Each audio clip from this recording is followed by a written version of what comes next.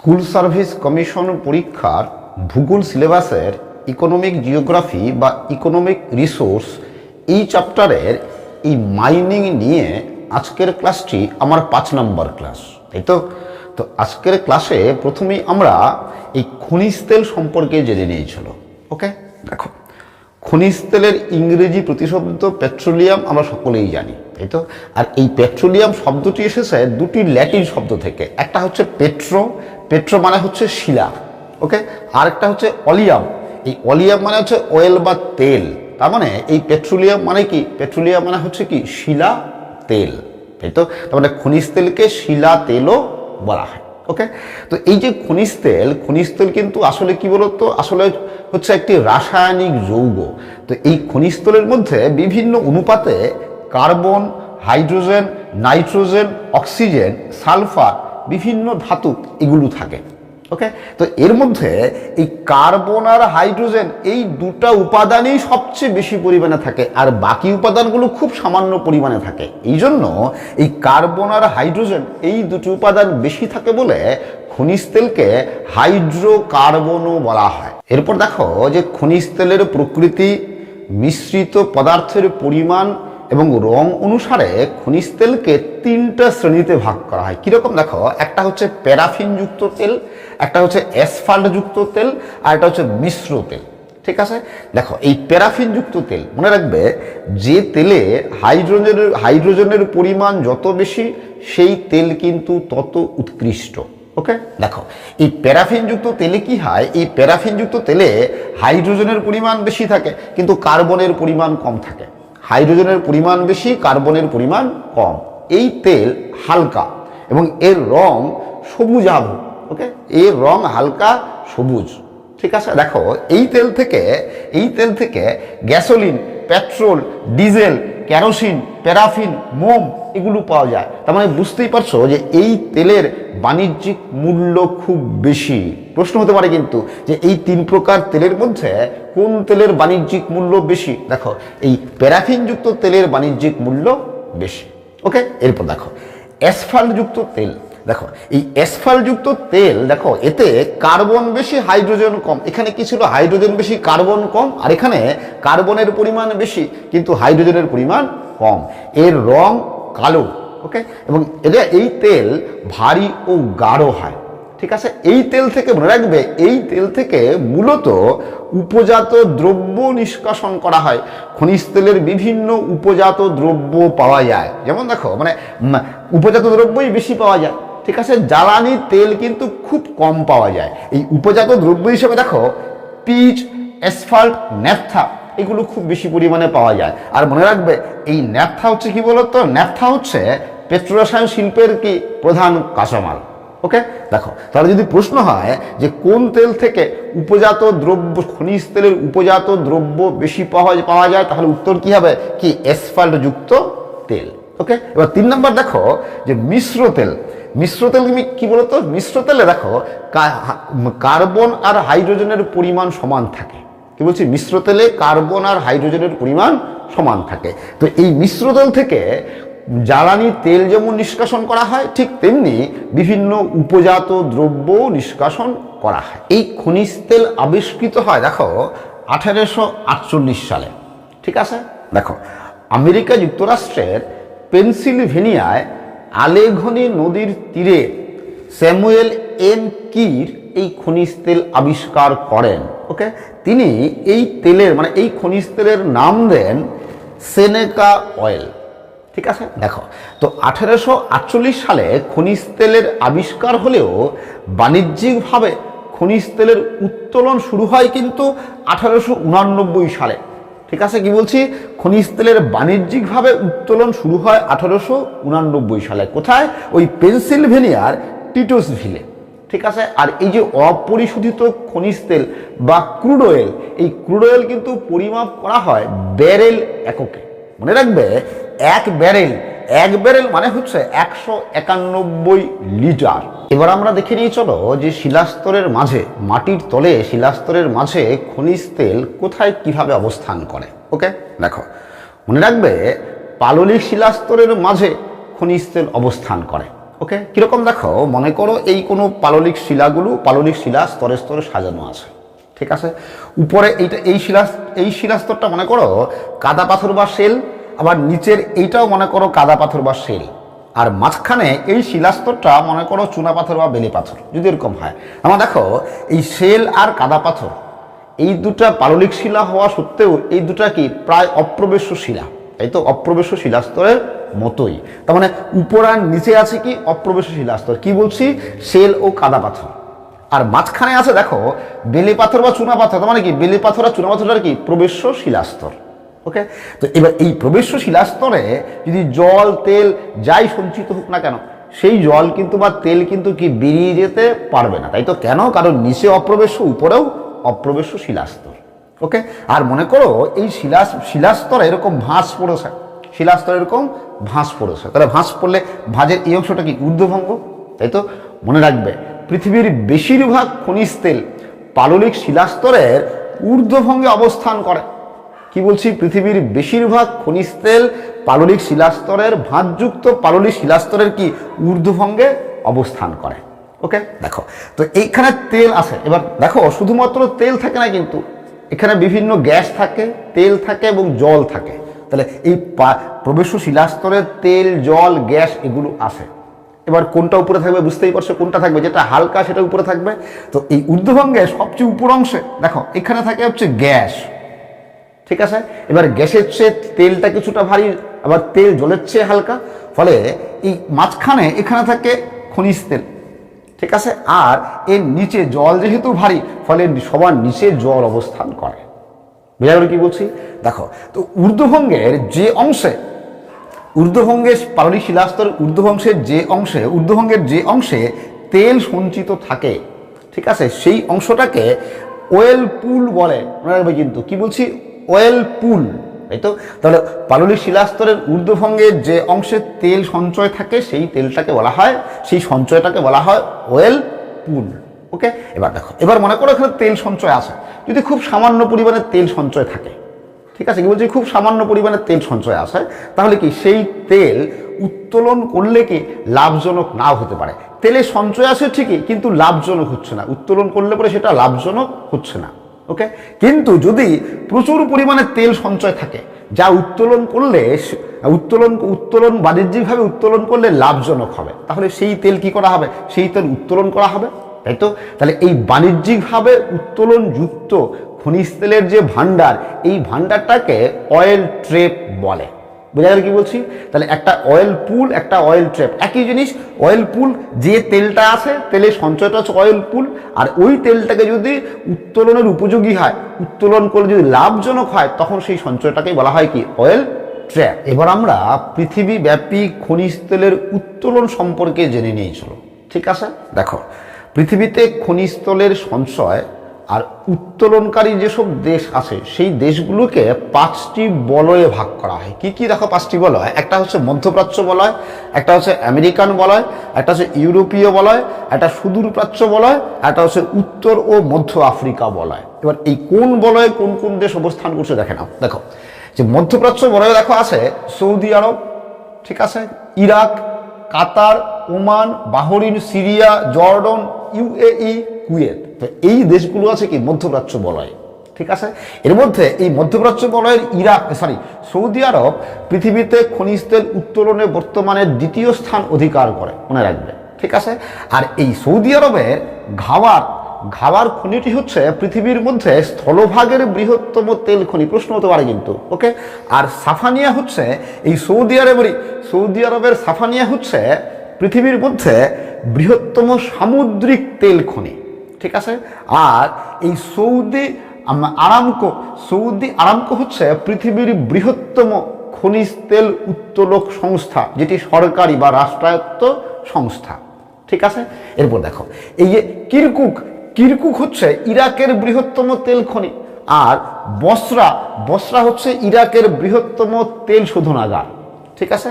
দেখো এই জ্যাকুন হচ্ছে ইউএই এর বৃহত্তম তেল খনি, এবং বারগান হচ্ছে কুয়েতের বৃহত্তম তেল খনি। এই তথ্যগুলো মনে রাখার চেষ্টা করবে, ঠিক আছে। তো এই যে মধ্যপ্রাচ্য বলয়, দেখো এই মধ্যপ্রাচ্য বলয়ে তেল সঞ্চয়ে পৃথিবীতে প্রথম। ঠিক আছে, দেখো এই মধ্যপ্রাচ্য বলয়ে 47.6% তেল সঞ্চিত আছে এবং এই মধ্যপ্রাচ্য বলয় থেকে 33.8% তেল উত্তোলন করা হয়, খনিজ তেল উত্তোলন করা হয়। ওকে, এরপর দেখো 2 নম্বর বলয়, দেখো আমেরিকান বলয়।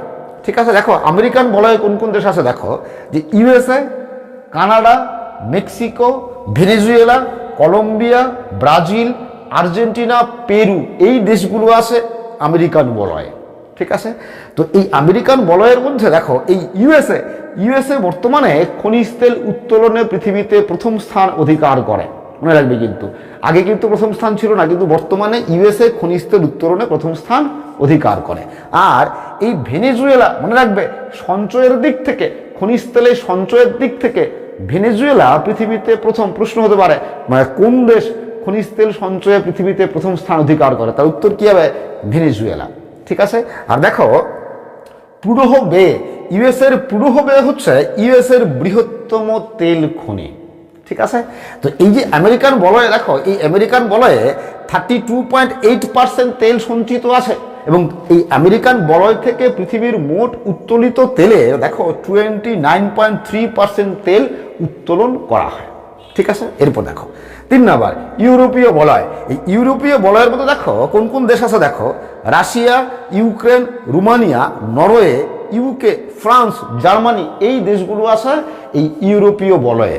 ঠিক আছে, আর এই ইউরোপীয় বলয়ে পৃথিবীতে খনিজ তেলের সঞ্চয়ের মাত্র 0.8% তেল সঞ্চিত আছে এবং এই বলয় থেকে উত্তোলন করা হয় পৃথিবীর মোট তেল উত্তোলনের 19.6%। ওকে, এরপর দেখো সুদূর প্রাচ্য বলয়। 4 নম্বর সুদূর প্রাচ্য বলয়। এই সুদূর প্রাচ্য বলয়ে কোন কোন দেশে আছে, দেখো সুদূর প্রাচ্য বলয়, দেখো চীন, Indonesia, Malaysia, Bharat, Japan, Australia, New Zealand, এই দেশগুলো আছে সুদূর প্রাচ্য বলয়ে। এই সুদূর প্রাচ্য বলয়ে মনে রাখবে এই যে চীনের বৃহত্তম তেল খনি হচ্ছে ডাকিং। ঠিক আছে, আর এই সুদূর প্রাচ্য বলয়ে তেল সঞ্চয়ের পরিমাণ দেখো 2.8% তেল সঞ্চিত আছে এই সুদূর প্রাচ্য বলয়ে এবং এই সুদূর প্রাচ্য বলয় থেকে 8.6% তেল উত্তোলন করা হয়। এবং শেষ বলয়টি দেখো যে উত্তর ও মধ্য আফ্রিকা বলয়। ওকে, দেখো এই উত্তর ও মধ্য আফ্রিকা বলয়ের মধ্যে দেখো নাইজেরিয়া, লিবিয়া, আলজেরিয়া, টিউনিশিয়া, মিশর, গ্যাবন, এই দেশগুলো আছে। ঠিক আছে, তো এই উত্তর ও মধ্য আফ্রিকা বলয়ে দেখো পৃথিবীর মোট তেল সঞ্চয়ের আছে মাত্র দেখো কত 7.5% তেল সঞ্চিত আছে আর পৃথিবীর মোট উত্তোলনের 8.7% তেল উত্তোলন করা হয় এই উত্তর ও মধ্য আফ্রিকা বলয় থেকে। এবার দেখো যদি জিজ্ঞেস করি যে মধ্যপ্রাচ্য বলয়ের কোন দেশ সর্বাধিক তেল উৎপাদন করে, উত্তর কি হবে? Saudi Arab. ঠিক আছে, দেখো এখানে একটা দেখো এই যে কুয়েত আছে, মনে রাখবে জন প্রতি তেল উৎপাদনে বা মাথা পিছু তেল উৎপাদনে কুয়েত কিন্তু পৃথিবীতে প্রথম স্থান অধিকার করে। ওকে, আর এই ইরানের আওয়াজ খনির নাম তেল খনি, ইরানের আওয়াজ হচ্ছে ইরানের বৃহত্তম তেল খনি। ঠিক আছে, আর একটা প্রশ্ন দেখো যদি জিজ্ঞেস করি যে আমেরিকান বলয়ে কোন দেশ সর্বাধিক তেল উৎপাদন করে, উত্তর কি হবে? ইউএসএ। ওকে, আর যদি বলি ইউরোপীয় বলয়ে কোন দেশ তেল উৎপাদন মানে সর্বাধিক তেল উৎপাদন করে, মনে রাখবে উত্তর হবে রাশিয়া। রাশিয়া তেল উৎপাদনে পৃথিবীতে 3য় স্থান অধিকার করে। ঠিক আছে, দেখো এই সুদূর প্রাচ্য বলয়ের মধ্যে সর্বাধিক তেল উৎপাদন করে চীন।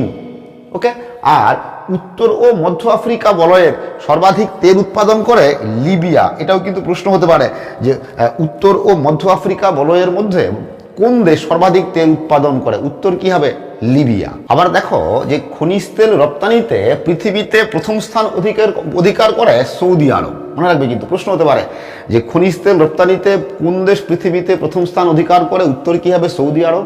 ওকে, আর খনিজ তেল আমদানিতে পৃথিবীতে প্রথম স্থান অধিকার করে ইউএসএ বা মার্কিন যুক্তরাষ্ট্র। ঠিক আছে, এরপর দেখো যে পৃথিবীতে খনিজ তেল রপ্তানিকারক যে দেশগুলি আছে সেই দেশগুলির বাণিজ্যিক স্বার্থ সুরক্ষিত করার জন্য বা আন্তর্জাতিক বাজারে তেলের দাম বা মূল্য নির্ধারণ করার জন্য 1960 সালে, কথা বলছি 1960 সালে Iran, Iraq, Saudi Arab, Kuwait, Venezuela এই 5টি দেশ মিলে একটি সংগঠন তৈরি করে বা একটি সংস্থা গঠন করে। কি নাম? যে organization of petroleum exporting countries নামে একটি সংস্থা গঠন করে। আর এর সংক্ষেপে নাম কি? ওপেক আমরা জানি, তাই তো? তাহলে ওপেক সংস্থাটি গঠিত হয় কত? 1960 সালে, তাই তো? তাহলে প্রাথমিক অবস্থায় এর সদস্য দেশ কয়টি ছিল? কয়টি? 5টি, মনে রাখবে কিন্তু। তাহলে 5টি দেশ মিলে প্রথমে এই সংস্থাটি গঠন করে, ঠিক আছে? কোথায়? বা ইরাকের রাজধানী বাগদাদ শহরে। কত সালে? 1960 সালে, ঠিক আছে? পরবর্তীকালে বিভিন্ন দেশ এর সদস্য হয় এবং কিছু দেশ আবার সদস্য পদ প্রত্যাহার করেও নেয়। ওকে, মনে রাখবে বর্তমানে এই ওপেকের সদস্য দেশের সংখ্যা 13টি। প্রশ্ন হতে পারে কিন্তু, বর্তমানে ওপেকের সদস্য দেশের সংখ্যা কয়টি? 13টি। তারা দেখো, এই 5টি দেশ তো ছিলই, Iran, Iraq, Saudi Arab, Kuwait, Venezuela, এই 5টি দেশ তো ছিলই।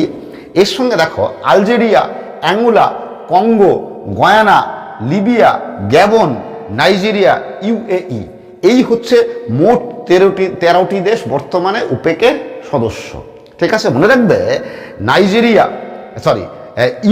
ইকুয়েডর 2020 সালে ওপেক থেকে সদস্যপদ প্রত্যাহার করে নেয়। আর কাতার 2019 সালে ওপেক থেকে সদস্যপদ প্রত্যাহার করে নেয়, ঠিক আছে? আর এই যে ওপেক সংস্থাটি আছে, এই ওপেক সংস্থাটির হেডকোয়ার্টার বা এর সদর দপ্তর অস্ট্রিয়ার রাজধানী এই ভিয়েনাতে অবস্থিত। আবার দেখো, এশিয়া ও আফ্রিকার তেল রপ্তানিকারক দেশগুলি আন্তর্জাতিক বাজারে নিজেদের আধিপত্য বজায় রাখার জন্য 1968 সালে organization of Arab petroleum exporting countries মানে ওয়াপেক নামে একটি সংস্থা গঠন করে, ঠিক আছে? কত সালে গঠিত হয় সংস্থাটি? তাহলে ওয়াপেক সংস্থাটি কত সালে গঠিত হয়? 1968 সালে, ঠিক আছে? এর সদর দপ্তর কুয়েতে অবস্থিত। ওকে, বর্তমানে এর সদস্য দেশ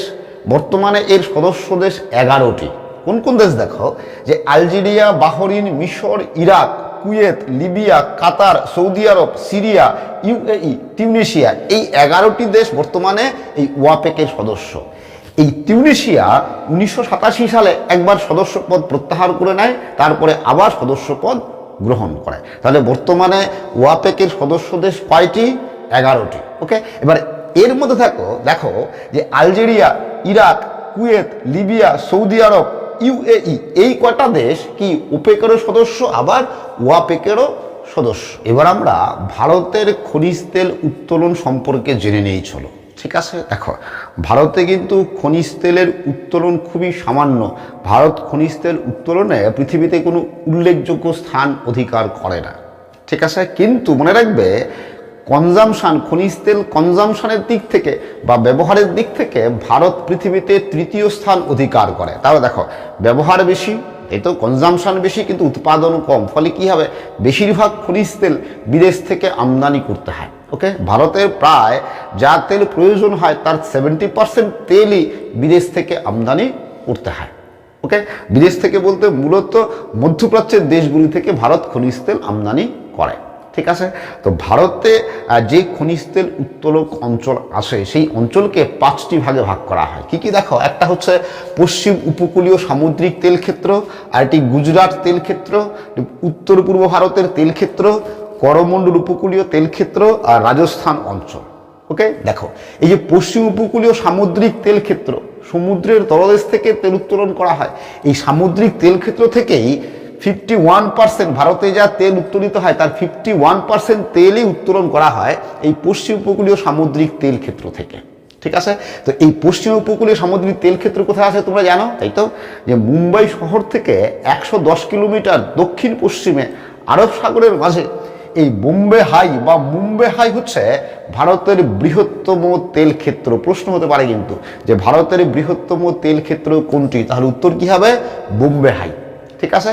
তো যেহেতু সমুদ্রের মাছ থেকে তেল উত্তোলন করা হয়, যেহেতু সমুদ্রের তলদেশ থেকে তেল উত্তোলন করা হয়, এই জন্য সাগর সম্রাট ও সাগর বিকাশ নামে 2টি ভাসমান প্ল্যাটফর্মের সাহায্যে তেল উত্তোলন করা হতো। কিন্তু 2005 সালে এই সাগর বিকাশ প্ল্যাটফর্মটি সম্পূর্ণরূপে ভয়ানক অগ্নিকাণ্ডে সম্পূর্ণরূপে ধ্বংস হয়ে যায়। বর্তমানে শুধু এই সাগর সম্রাট প্ল্যাটফর্মটি দিয়েই তেল উত্তোলন করা হচ্ছে। ফলে উত্তোলনের পরিমাণ কিন্তু আগের থেকে অনেকটা হ্রাস পেয়েছে। ওকে, এছাড়াও দেখো সমুদ্রের তেল ক্ষেত্রগুলি কি আছে, এই আরব সাগরে আলিয়াবেত এবং বাসিন। ওকে, মনে রাখবে এই আলিয়াবেত অঞ্চল থেকে রিলায়েন্স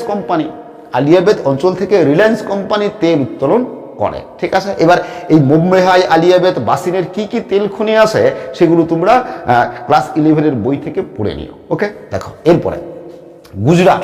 ঠিক আছে, দেখো গুজরাট তেল ক্ষেত্র থেকে এই 13% তেল উত্তোলিত হয়। ভারতে যত পরিমাণ তেল উত্তোলন হয় তার 13% তেলই উত্তোলন হচ্ছে গুজরাট তেল ক্ষেত্র থেকে। ওকে, দেখো গুজরাটের আঙ্কেলেশ্বর, তারপরে কাম্বে উপসাগরীয় অঞ্চল, আহমেদাবাদ অঞ্চলের বিভিন্ন খনি থেকে তেল উত্তোলন করা হয়। কি কি খনি আছে এটাও তোমরা বই থেকে একটু পড়ে নিও। ঠিক আছে, এরপরে দেখো উত্তর পূর্ব ভারতের তেল ক্ষেত্র। ঠিক আছে, এই উত্তর পূর্ব ভারতের তেল ক্ষেত্রে দেখো তেল ক্ষেত্র থেকে 12% তেল উত্তোলিত হয়। ঠিক আছে, দেখো এই উত্তর পূর্ব ভারতের মধ্যে দেখো আসাম, নাগাল্যান্ড, অরুণাচল এই 3টা রাজ্য থেকে মূলত তেল উত্তোলন করা হয়। মনে রাখবে এই আসামের ডিগবয় হচ্ছে ভারতের প্রাচীনতম এবং গভীরতম তেল খনি। এটাও কিন্তু প্রশ্ন হতে পারে, ভারতের প্রাচীনতম তেল খনি কোনটি বা ভারতের গভীরতম তেল খনি কোনটি? তাহলে উত্তর কি হবে? আসামের ডিগবয়। ওকে, তো আর এই উত্তর পূর্ব ভারতের তেল ক্ষেত্রে আর কি কি খনি আছে সেটা একবার বই থেকে একটু দেখে নিও। ঠিক আছে, এরপরে দেখো করমণ্ডল উপকূলীয় তেল ক্ষেত্র। এই করমণ্ডলী উপকূলীয় তেল ক্ষেত্রের মধ্যে 2টা রাজ্য পড়ে, একটা তামিলনাড়ু, অন্ধ্রপ্রদেশ। তো এই তেল ক্ষেত্র থেকে কিন্তু খুব সামান্য পরিমাণে তেল উত্তোলিত হয়। ঠিক আছে, শেষে দেখো 5 নম্বর রাজস্থান অঞ্চল। তো এটা হচ্ছে দ্বিতীয় বৃহত্তম। ঠিক আছে, রাজস্থান অঞ্চল থেকে 22% তেল উত্তোলিত হয়। ঠিক আছে, দেখো এই তেল ক্ষেত্রটা কিন্তু খুবই নবীন। 2009 সাল থেকে ওএনজিসি এখানে তেল উত্তোলন করা শুরু করেছে। ঠিক আছে, তো এই রাজস্থান অঞ্চলে কোন কোন তেল খনি আছে এটা একটু বই থেকে পড়ে নিও। ঠিক আছে, দেখো এবার যদি রাজ্যভিত্তিক বলি যে ভারতের তেল উত্তোলনে কোন রাজ্য প্রথম স্থান অধিকার করে, মনে রাখবে ভারতের তেল উত্তোলনে 2019 সালের হিসাব অনুযায়ী রাজস্থান ভারতে প্রথম স্থান অধিকার করে এবং গুজরাট ভারতে দ্বিতীয় স্থান অধিকার করে ও আসাম ভারতে তৃতীয় স্থান অধিকার করে। আর তোমরা জানো যে ভারতের বৃহত্তম খনিজ তেল ও প্রাকৃতিক গ্যাস অনুসন্ধান ও উত্তোলক সংস্থা হচ্ছে ওএনজিসি। তাই তো এই ওএনজিসি 1956 সালে গঠিত হয়। যখন গঠিত হয় তখন তার নাম ছিল oil and natural gas commission. ঠিক আছে, কত সালে গঠিত হয় বলছি? 1956 সালে। কিন্তু 1994 সালে এর নাম পরিবর্তন করে হয় oil and natural gas corporation limited. Okay, দেখো ওএনজিসিটা কিন্তু একই থাকে কিন্তু নামটা কিন্তু কিছু পাল্টে যায়। ওকে, তো এই যে ওএনজিসি আছে, ওএনজিসির সদর দপ্তর কোথায় তোমরা নিশ্চয়ই জানো, কোথায়? যে উত্তরাখণ্ডের দেরাদুনে অবস্থিত। এটা কিন্তু প্রশ্ন হতে পারে যে ওএনজিসির সদর দপ্তর কোথায় অবস্থিত, কোথায়? উত্তরাখণ্ডের দেরাদুনে। খনিজ তেল উত্তোলন ও অনুসন্ধানকারী আরেকটি সংস্থা হচ্ছে তোমরা জানো কি? অয়েল, তাই তো? কি? অয়েল ইন্ডিয়া লিমিটেড, তাই তো? এই সংস্থাটি 1959 সালে গঠিত হয়। ওকে, আর মনে রাখবে এই অয়েল ইন্ডিয়া লিমিটেড বা অয়েলের সদর দপ্তর আসামের ধুলিয়াজানে অবস্থিত। এই ওএনজিসি এবং জিএসআই মানে জিওলজিক্যাল সার্ভে অফ ইন্ডিয়া যৌথভাবে সমীক্ষা করে ভারতে কিছু সম্ভাবনাময় খনিজ তেল অঞ্চল চিহ্নিত করেছে। ওকে, এই অঞ্চলগুলি কি কি দেখো, যে তামিলনাড়ু ও অন্ধ্রপ্রদেশের উপকূল ভাগ, আন্দামান নিকোবর দ্বীপপুঞ্জ এবং সংলগ্ন সামুদ্রিক অঞ্চল। 3 নম্বর পশ্চিমবঙ্গের দক্ষিণাংশ, সুন্দরবন এবং বঙ্গোপসাগর উপকূল অঞ্চল। 4 নম্বর গোদাবরী, কৃষ্ণা, কাবেরী, মহানদী, তাপ্তি নদীর অববাহিকা ও সংলগ্ন মহীশোপনাঞ্চল, হিমালয়ের পাদদেশ অঞ্চল, হিমাচল প্রদেশ এবং গুজরাটের উপকূল অঞ্চল। এই অঞ্চলগুলো থেকে খনিজ তেল উত্তোলনের সম্ভাবনা আছে। তেল খনিতে কূপ খনন করে মাটির তল থেকে যে খনিজ তেলকে তুলে আনা হয় সেই খনিজ তেল কিন্তু কি বলতো, দেখতে গাঢ় কালো রঙের, ভারী এবং তৈলাক্ত কাদার মতো থকথক অবস্থায় থাকে, যেটাকে ক্রুড অয়েল বা কাঁচা খনিজ তেল বলে। তো এই কাঁচা খনিজ তেলে প্রচুর পরিমাণে সালফার ও নাইট্রোজেন মিশ্রিত অবস্থায় থাকে, ফলে এটা কিন্তু ব্যবহারের অযোগ্য, এটাকে ব্যবহার করা যায় না। এবার যেহেতু ব্যবহার করা যায় না, ফলে এই কাঁচা খনিজ তেলকে তেল শোধনাগার বা রিফাইনারিজে কি করা হয়? শোধন করা হয়। ওকে, এবার শোধন করলে সেখানে প্রাথমিক দ্রব্যরূপে gasoline, petrol, diesel, kerosene, gas, পিচ্ছিলকারক দ্রব্য এগুলো পাওয়া যায় এবং এগুলোই 91% পাওয়া যায়। আর এই দ্রব্যগুলোই হচ্ছে প্রাথমিক দ্রব্য। ঠিক আছে। এবার এই প্রাথমিক দ্রব্যগুলো ছাড়াও কিছু উপজাত দ্রব্য পাওয়া যায়। উপজাত দ্রব্যের পরিমাণ গড়ে 9%। কি কি দেখো, paraffin, octane, naphtha, asphalt, propane, ethylene, butadiene, benzene, polystyrene, ঠিক আছে, এগুলো হচ্ছে উপজাত দ্রব্য। ঠিক আছে, এগুলো কি হয়, খনিজ তেল শোধন করার সময় এগুলো নিষ্কাশন করা হয়। আর এই প্রত্যেকটি উপাদানই কি বলতো, পেট্রোকেমিক্যাল শিল্পের কাঁচামাল। তোমাদের আগেই বলেছি এই ন্যাপথা হচ্ছে পেট্রোকেমিক্যাল শিল্পের প্রধান কাঁচামাল। ওকে, দেখো এই প্যারাফিন কি বলতো, প্যারাফিন মোম তৈরি হয়, প্যারাফিন থেকে কৃত্রিম মোম তৈরি করা হয়। এই অ্যাসফাল্ট থেকে পিচ আলকাতরা তৈরি হয়। ঠিক আছে, কৃত্রিম রবার তৈরি করতে এই বুটাডিন ব্যবহার করা হয়। ওকে, আবার এই পলিস্টিরিন থেকে কৃত্রিম তন্তু উৎপাদিত হয় বা কৃত্রিম তন্তু প্রস্তুত করা হয়। ক্রুড অয়েল বা কাঁচা খনিজ তেল পরিশোধন করার জন্য ভারতে বর্তমানে 23টি তেল শোধনাগার আছে। আর এই 23টি তেল শোধনাগারের মধ্যে সরকারি আছে 18টি, বেসরকারি আছে 3টি, আর যৌথ উদ্যোগে মানে সরকার ও বেসরকারি মিলে বেসরকারি যৌথ উদ্যোগে আছে 2টি। এই হচ্ছে টোটাল 23টি তেল শোধনাগার। ঠিক আছে, এবার এই বেসরকারি 3টির মধ্যে দেখো জামনগর আছে 2টি, একটি ডোমেস্টিক, একটা এক্সপোর্টিং। ঠিক আছে, আরেকটি হচ্ছে ভাদিনার। মনে রাখবে এই জামনগর তেল শোধনাগার রিলায়েন্স কোম্পানির তেল শোধনাগার, আর এই জামনগর হচ্ছে পৃথিবীর বৃহত্তম তেল শোধনাগার। ওকে, দেখো আর যৌথ উদ্যোগে যে 2টি, সেই 2টির মধ্যে দেখো একটি হচ্ছে বিনা, মধ্যপ্রদেশের বিনা। ওকে, আরেকটি হচ্ছে পাঞ্জাবের ভাতিন্ডার গুরু গোবিন্দ সিং তেল শোধনাগার। ওকে, আর এই 18টি তেল শোধনাগারের মধ্যে সরকারি 18টি তেল শোধনাগারের মধ্যে মনে রাখবে কয়ালি, গুজরাটের কয়ালি হচ্ছে ভারতের বৃহত্তম তেল শোধনাগার, কি সরকারি বৃহত্তম তেল শোধনাগার। ঠিক আছে, আর আসামের ডিগবয় হচ্ছে প্রাচীনতম তেল শোধনাগার। এই ডিগবয় শোধনাগারটি 1901 সালে স্থাপিত হয়েছিল। আর পশ্চিমবঙ্গের তেল শোধনাগার কোথায় আছে, কি হলদিয়া হচ্ছে পশ্চিমবঙ্গের তেল শোধনাগার। ওকে, তোমরা বই থেকে বাকি লিস্টগুলো ইচ্ছা করলে পড়ে নিতে পারো। এরপর দেখো ন্যাচারাল গ্যাস বা প্রাকৃতিক গ্যাস। ওকে, দেখো প্রাকৃতিক গ্যাসের রাসায়নিক উপাদান কি কি আছে, দেখো methane, ethane, propane, butane, nitrogen, carbon dioxide, এগুলো হচ্ছে প্রাকৃতিক গ্যাসের রাসায়নিক উপাদান। ঠিক আছে, মনে রাখবে এই উপাদানগুলির মধ্যে মিথেন বা মার্স গ্যাসই আছে 90%-এর বেশি। ঠিক আছে, প্রশ্ন হতে পারে কিন্তু যে প্রাকৃতিক গ্যাসের প্রধান উপাদান কোনটি, তাহলে উত্তর কি হবে, মিথেন গ্যাস বা মার্স গ্যাস। ঠিক আছে, দেখো আর যেহেতু অয়েল ট্রেপের উপরে, এই তো বা অয়েল পুলের উপরে কি থাকে, প্রাকৃতিক গ্যাস অবস্থান করে, ফলে যে দেশগুলো খনিজ তেল উত্তোলনে উল্লেখযোগ্য স্থান অধিকার করে সেই দেশগুলোই কি প্রাকৃতিক গ্যাস উত্তোলনেও কি হবে, উল্লেখযোগ্য স্থান অধিকার করবে। তাই তো, তবে কিন্তু এককভাবেও কিন্তু প্রাকৃতিক গ্যাস পাওয়া যেতে পারে। ওকে, দেখো এই প্রাকৃতিক গ্যাস উত্তোলনে পৃথিবীতে প্রথম স্থান অধিকার করে ইউএসএ। ওকে, দ্বিতীয় স্থান অধিকার করে রাশিয়া। তাহলে রাশিয়া প্রাকৃতিক গ্যাস উত্তোলনে পৃথিবীতে দ্বিতীয় স্থান অধিকার করে, কিন্তু রাশিয়া সঞ্চয় এবং রপ্তানিতে পৃথিবীতে প্রথম স্থান অধিকার করে। ওকে, আর ইরান পৃথিবীতে প্রাকৃতিক গ্যাস উত্তোলনে তৃতীয় স্থান অধিকার করে। ওকে, আর মনে রাখবে প্রাকৃতিক গ্যাস আমদানিতে জার্মানি পৃথিবীতে প্রথম স্থান অধিকার করে। ঠিক আছে, ভারতের ক্ষেত্রে যদি দেখি, ভারতের রাজ্যভিত্তিক যদি ধরি, ভারতের রাজ্যভিত্তিক দেখো প্রাকৃতিক গ্যাস উত্তোলনে প্রথম স্থান অধিকার করে আসাম। ওকে, দ্বিতীয় স্থান অধিকার করে রাজস্থান এবং তৃতীয় স্থান অধিকার করে ত্রিপুরা। ভারতে প্রাকৃতিক গ্যাস উত্তোলন, পরিবহন এবং বিপণনের জন্য gas authority of India limited বা গেইল নামে একটি সংস্থা গঠিত হয়। ঠিক আছে, সংস্থাটি 1984 সালে গঠিত হয়। প্রশ্ন হতে পারে গেইল সংস্থাটি কত সালে গঠিত হয়, 1984 সালে। ওকে, তো এই গেইল সংস্থাটির সদর দপ্তর নতুন দিল্লিতে অবস্থিত বা নিউ দিল্লিতে অবস্থিত। ওকে, তো এই হচ্ছে আজকের ক্লাস। আশা করি তোমরা বুঝতে পেরেছো। আজ আমি এখানেই শেষ করছি। তোমরা সবাই ভালো থাকবে, সুস্থ থাকবে, আবার দেখা হবে পরে।